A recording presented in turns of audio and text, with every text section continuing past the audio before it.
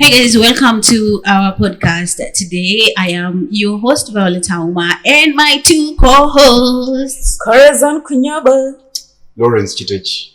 Yeah, so today we will be talking about issues that are affecting the country, and one of those things, of course, is police brutality that have been doing around social media.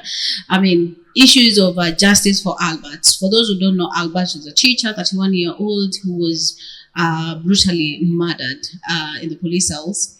That is according to the autopsy report. Initially, we had reports that the guy had committed suicide in the police station, in the police cells, but later on, the autopsy report indicated that he was actually murdered. So, a lot of things have been happening, protests, and we saw the DCI, IPOA appearing before Senate, and also the police Inspector General, Kanja, appearing before the Senate. And then also we had, cases, a lot of police officers who probably allegedly were involved in his murder interdicted and also appearing before court. But other than that, we've had protests in the streets of Nairobi and also Mombasa and other parts of the country. Homa Bay, we also saw some protests in Kisii as well. People agitated about the whole thing, seeking for justice for Albert. But talking of Albert, another thing that actually emerged is about the 2 million allegedly, given to the family by the president. Kenyans are agitated.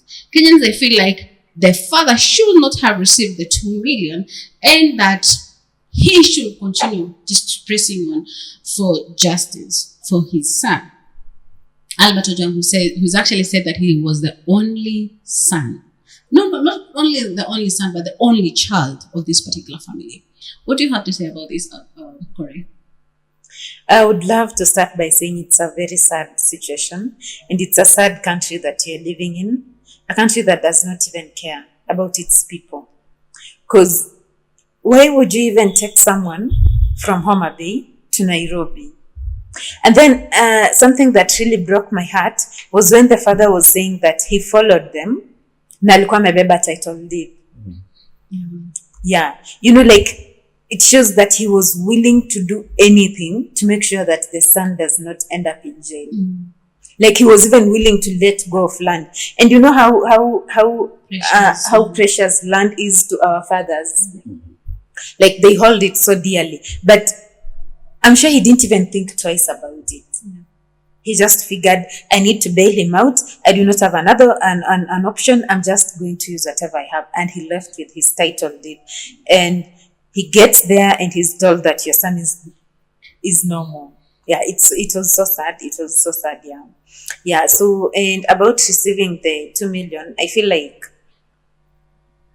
it is, you cannot turn down something from the president. Like, literally, you cannot. You'll be starting a war you can't even finish. I'm not saying he'll come after you, but I'm just saying, how will you say no? You're starting war. It's a national embarrassment. Like, yeah, I feel so. So I'm thinking,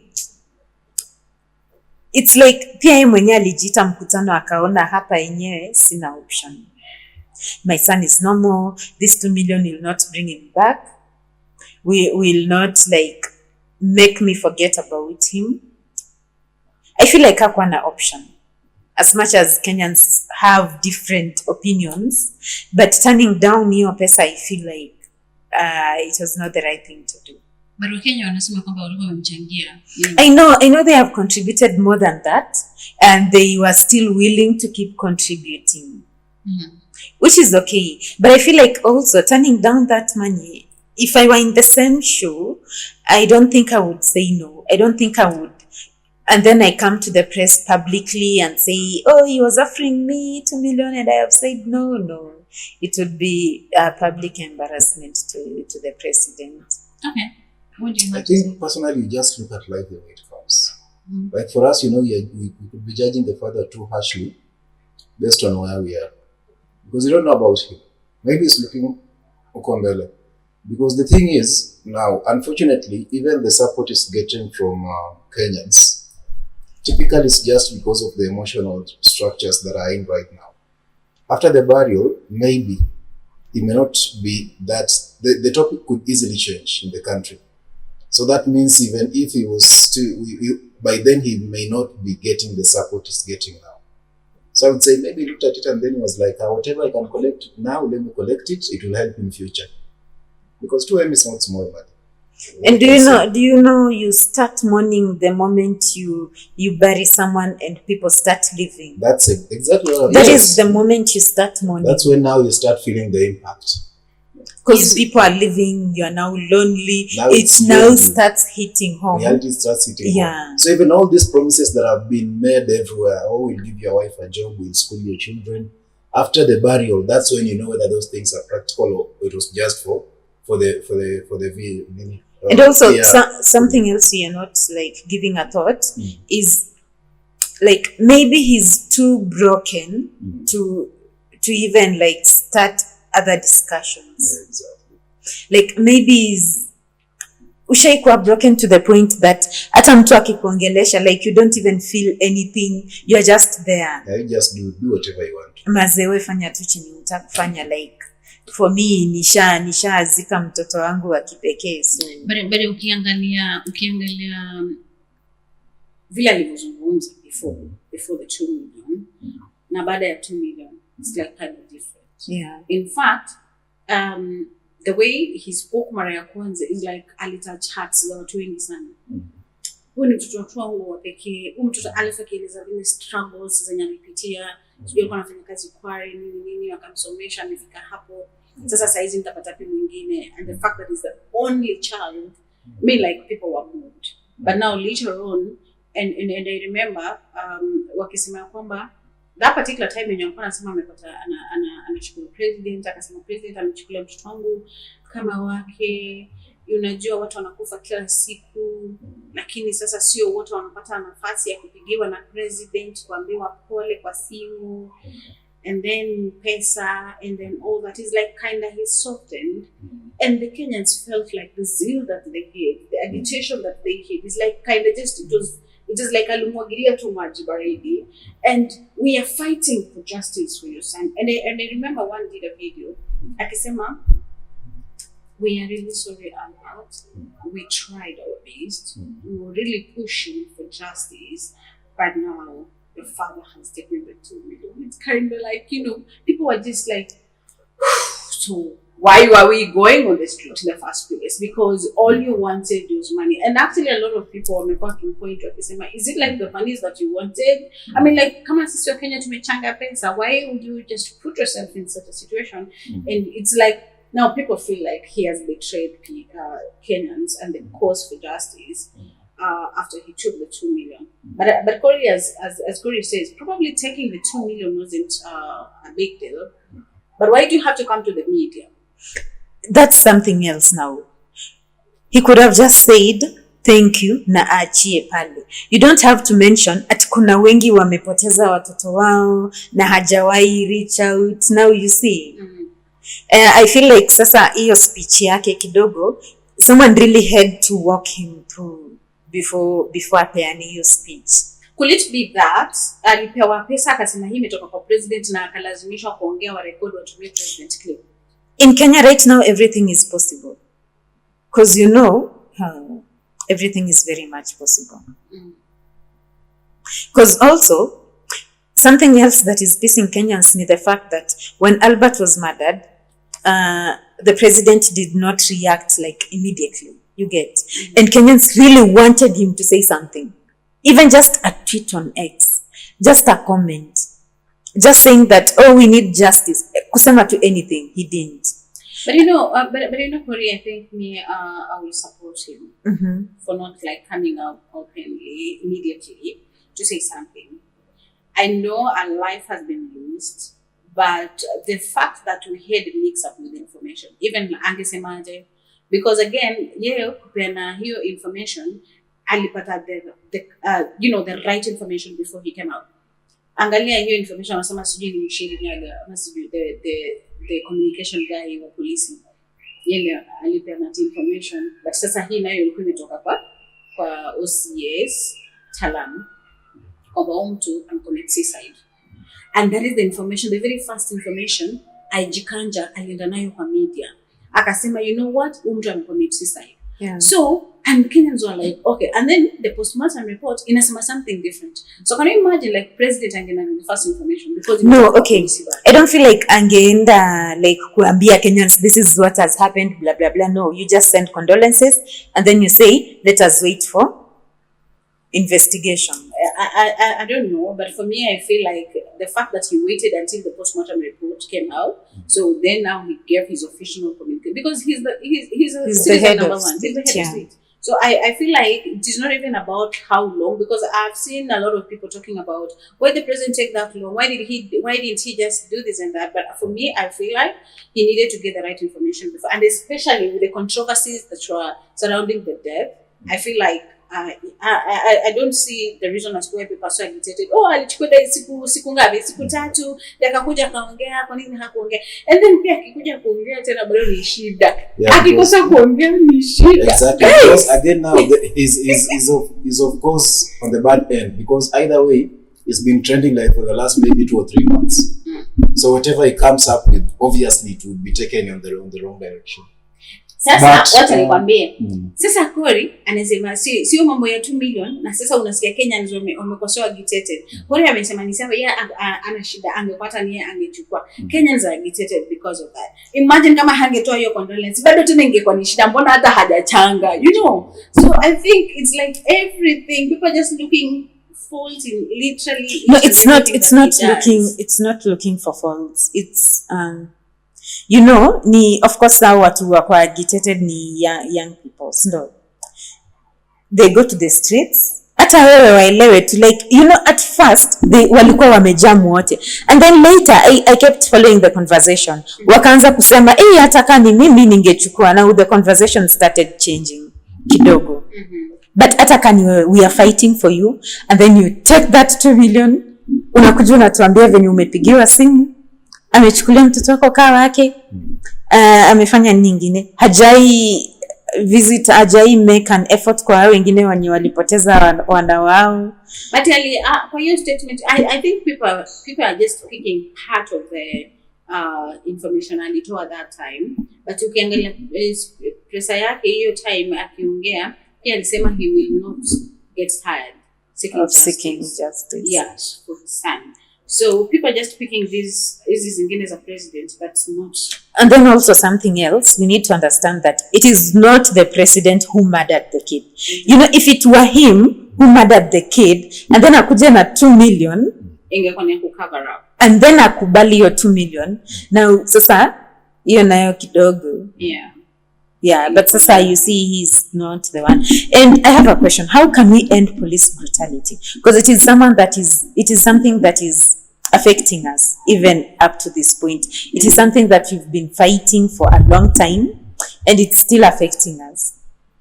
If you ask me, the fact that we still have people who are being shot in protests, and especially for justice for Albert, despite this case, going out, not just nationally, but even out of our boundaries, out of our borders, I feel like there is much that needs to be done.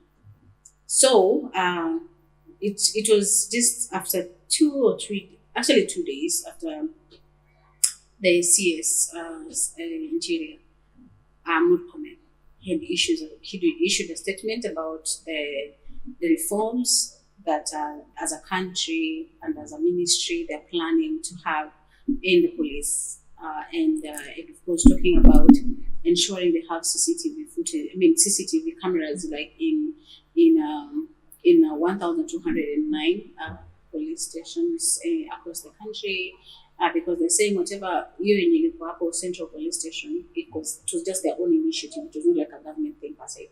So then it was tampered with, and now we did have CCTV footage and all that. So now they have said that they're going to install 1,209 police stations across the country, but also they have an external backup. So then that means even if this one is tampered with, they'll be able to get footage from the external one. But we are not preempting, or we are not saying that we will have that. We're not planning ahead to have such. Yeah. But again, that is a milestone for me, if at all it will happen, though I didn't see it in the budget, in the 2025-2026 budget about that.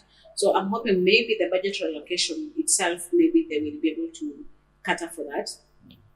Or maybe we'll have public-private partnership, maybe having some organizations coming in to help with that. But other than that, ending police brutality is another thing altogether. After the CS, appraiser and highlighting some beautiful things that the government is planning to do, and then boom, we're getting people who are being shot on the streets, agitating or rather protesting, justice for Albert. For me, I feel like there is a disconnect in terms of even flow of information.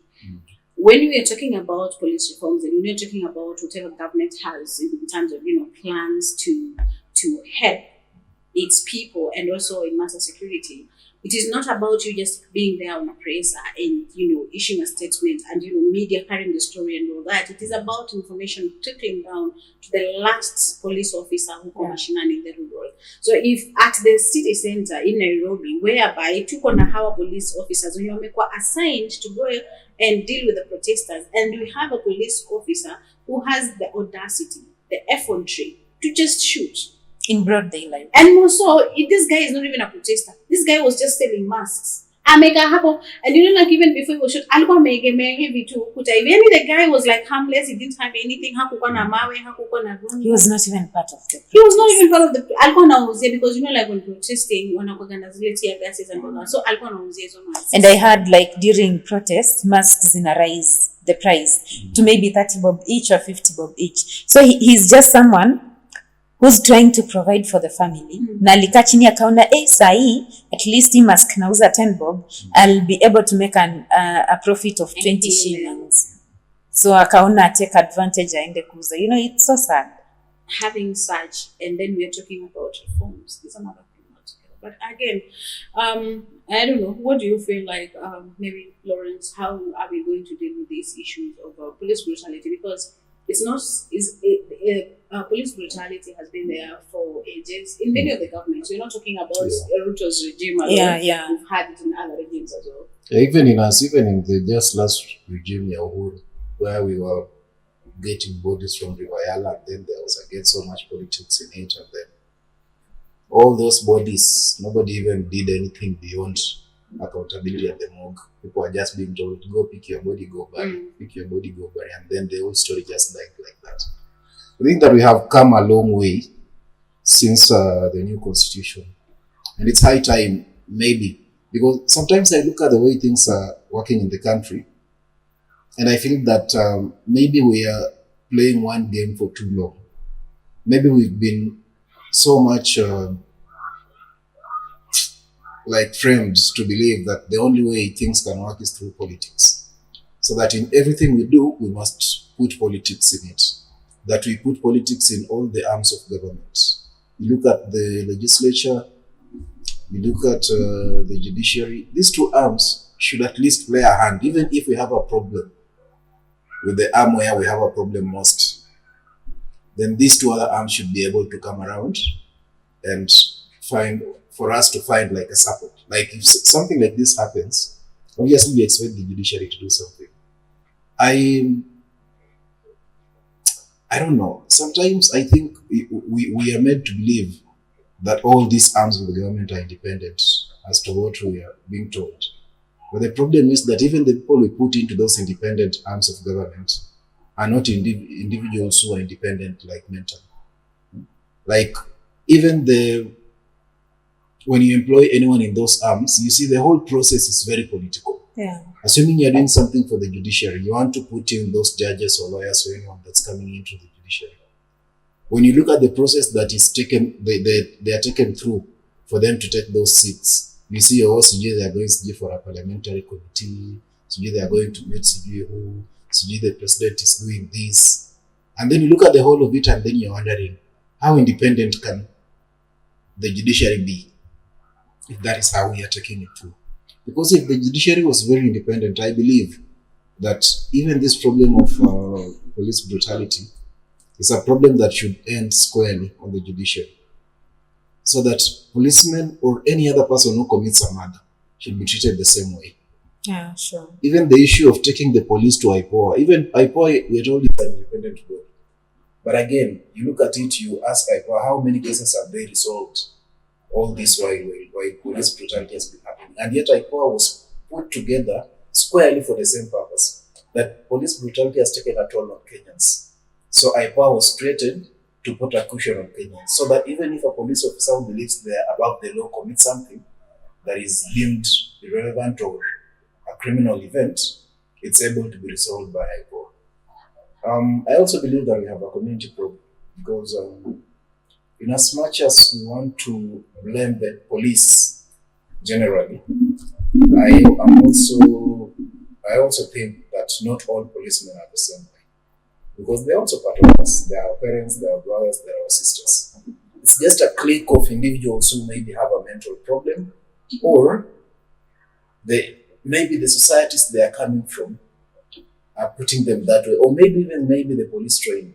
Because even when the CS was talking about things like police reforms, maybe they should start looking at such things. Because we have seen stories where police officers, even in the country, are going through PTSD after coming out of the army or any other places. So that means even now, we really need to also to start looking, do we even have the right policies or even the right frameworks? Or have we even put up solutions for police officers who go through PTSD, so that whoever goes through that thing, they're able to get trained? Because even the training for these guys is not easy. By the time you're coming out of the police training, already, if you're not very straight up mentally, that thing fucks you up. So you get people who are coming out here, and then they have a mindset that's been engineered to harm others, for the purpose of, for them now, that would count as protecting the law, or even following orders from their superiors. Maybe they also need to be taught that there are limits which you cannot pass. Like, you're able to do this, yes, but you can only do to this limit. The law takes from here. Even if somebody gives you a command, go and kill. Look at the person, look at the law. Which one protects you? Because if somebody commands you to go and kill and you go and kill, then the law should be able to judge you so harshly. Yeah. The law judges you harshly, and then your society also around you judges you harshly, because that is squarely on you as an individual. It means you need to set your mind straight.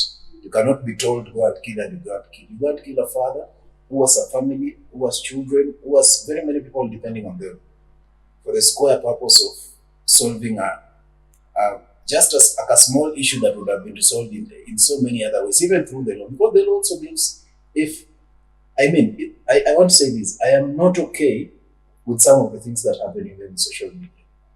Going out, insulting people, and those things are not okay.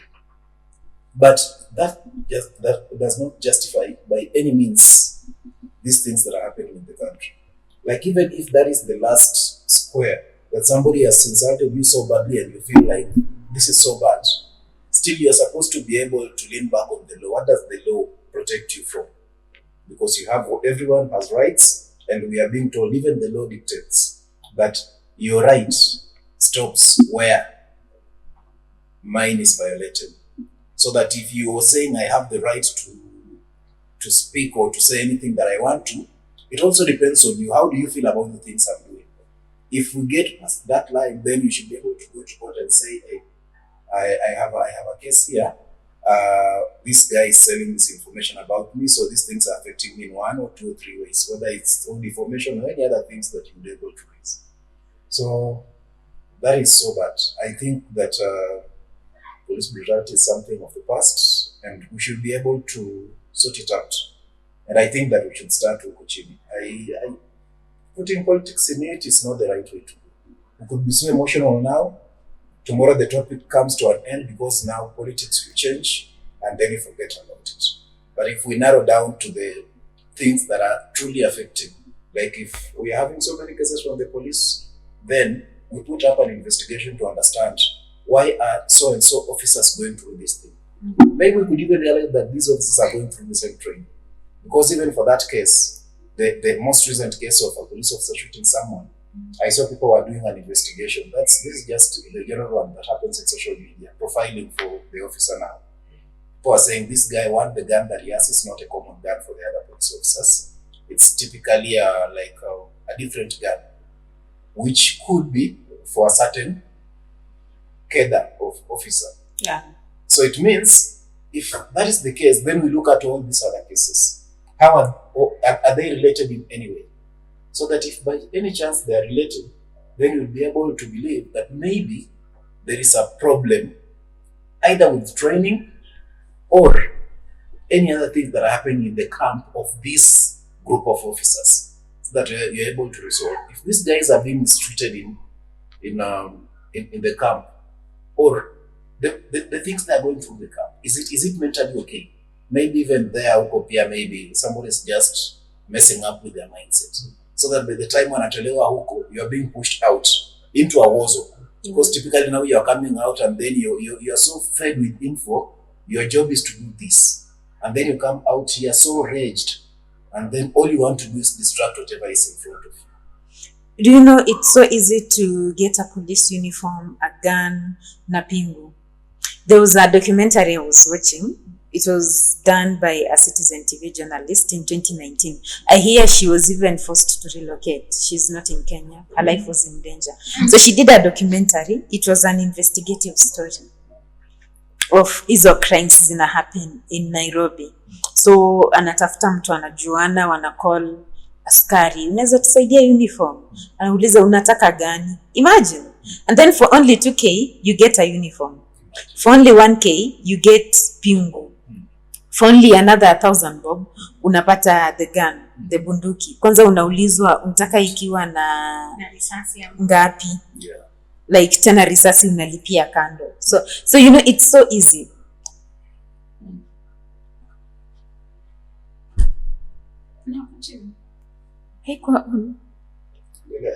So it's so easy to get these police attires. So someone can easily impersonate a police officer uko nje. So maybe these are some of the things we are also supposed to look into. Like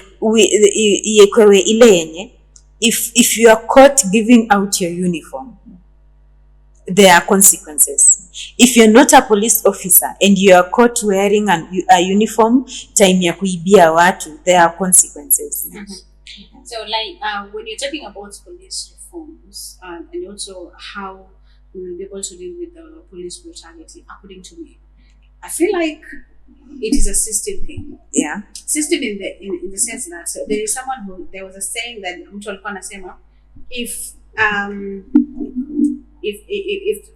some mnyama or a crocodile or whoever comes from the waters and then akuja kwambia kwamba so and so is sick, like Mr. Crocodile is sick, you will not dispute because wewe uishi kwa maji, yeye ndiye anaishi kwa maji. So the same thing, we have had people who have been in the government and they have been talking about what happens in the system.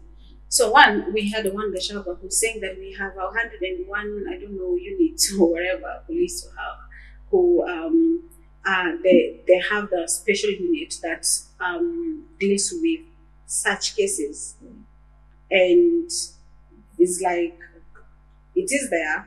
He says it's there. He's been in the government. He's been a very close ally to the president. So you can't really tell if it is true or not. Mm. But if actually it is there, then it's something that we need to start working on from within. Mm.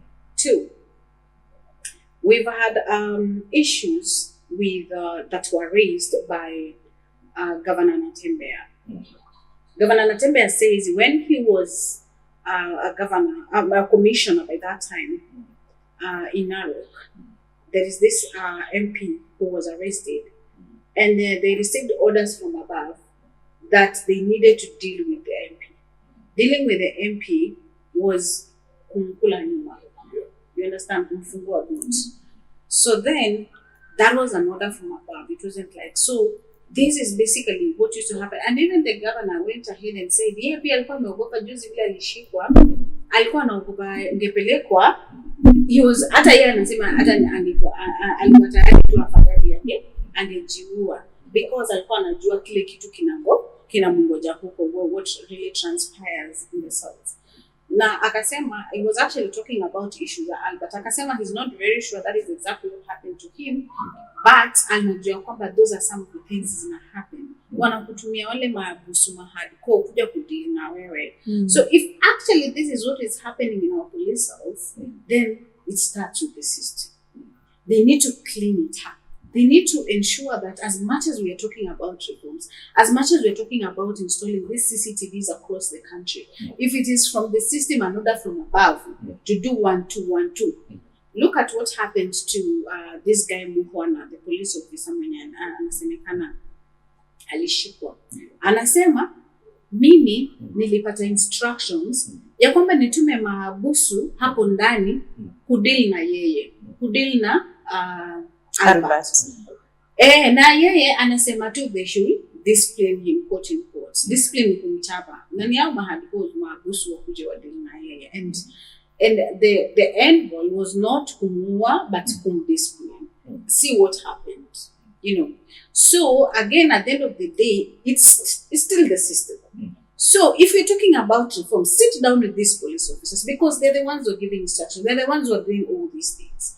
Then why can't we start cleaning up the system first? Deal with these issues at hand so that at least at the end of the day, when you're incorporating citizens or cooperating with the police, or system is very, very important. If we have the cleanup in the system, because of a lot of things that, you know, we've had Gachagua talking about, you know, having a unit, that special unit that actually deals with such cases. And then now we had, you know, Governor Natembeya talking about these issues. And Asema, when he was a commissioner, there is a lot of things that used to happen in the police cells and all that. So for me, I feel like they need to start up with the cleanup in the system, come up with policies, and follow them to the latter. Implementation is very important because they always say that we have a very, very good constitution, by the way. Globally, Kenya iko na constitution superb, but we don't follow it to the latter. You know, wakati wanasema kwamba wewe unapoua kitu gani kinafanyika. We've seen a lot of people wameua ama wamepatikana na makosa ya uhaini ama wameua, but bado they are still in parliament, they are still in leadership positions. Wanaoshwa na mwosho mmoja na mtu mwingine, and then you are like sanctified, you are holy. So I think when we as a country and as a people try to respect our constitution and follow it to the latter, and when we have laws and when we have policies and we have regulations, let's ensure its implementation, then mazee tutakuwa vizuri sana. But wakati wewe, because wewe ni president, ama wewe ni mtu mwenye ako very influential in government, and then sasa mimi we are very close allies, and then mimi sijaua, then mimi sijakosa, lakini kwa sababu huyu yeye he doesn't support you or she doesn't support you, na yeye mwenyewe hata ama on the right ama on the wrong, but anakuoppose or is a critic, sasa yeye ni mwenye makosa. Mimi mwenye nilifanya makosa hata sionekane, na it is actually open in the public, you know, like ile public trust to the government will not be there because the public already knows iko hivi na hivi na huyu anasimamia hivi anasimamia hii. Tunajua wewe ulifanya makosa, but still because you don't support the government of the day or the regime, then there you go, you are on the wrong. So I think every single thing needs to start with the system, with the regime, with the president, so that we ensure that every single thing in terms of policies, regulations, laws, constitution is followed to the latter. Your last parting shots as we wrap up this whole thing about police brutality, you know, and investigations, of course, that are ongoing currently. Mambo ya pesa tusiongelele. Sasa kama alikula milioni 2 ama hakukula, hiyo ni yake. No, it's okay, imagine. It's okay, create it. Ataka niwe ungeni. We do not. I don't want to put myself in that situation because I know how painful it is to lose a child. Yeah, it's very, very painful. I can't even fathom. I can't even try to put myself in that shoe. Yeah, and I feel like there are many things that happened behind the camera that we are not aware of. Of course. Yeah, a lot did, and it's so sad. I don't know, it's so sad. And as we fight police brutality, I hope one day we will sit and look back and say it was worth it. Yeah. That's all. I just hope we will sit and look back and say it was worth it, because tutakuwa tumeshinda hizo vita. Yeah. Attention. Just want to say, let's be good to each other. Let's think about the stuff we are doing. Let's value life, and let's protect one another. Yeah, for those who wanasemaga ya kwamba wale wanaendaga kanisani kama kuri hapa wanaamini ya kwamba mpende jirani yako kama vile unavyojipenda wewe.